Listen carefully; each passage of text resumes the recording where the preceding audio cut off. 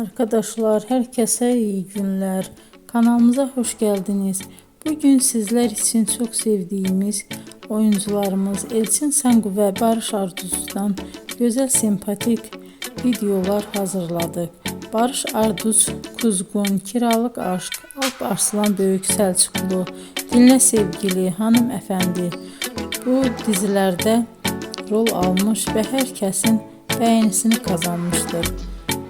Ben de sizler için onların romantik karelerini hazırladım. Bu videoların devamının gelmesini istiyorsanızsa emeğime saygı olarak kanalıma abone olup yorum yazmayı, sona kadar izlemeyi unutmayın. İzleyen herkese teşekkür ederim. Yeni karelerle görüşmek dileğiyle. Hoşça kalın.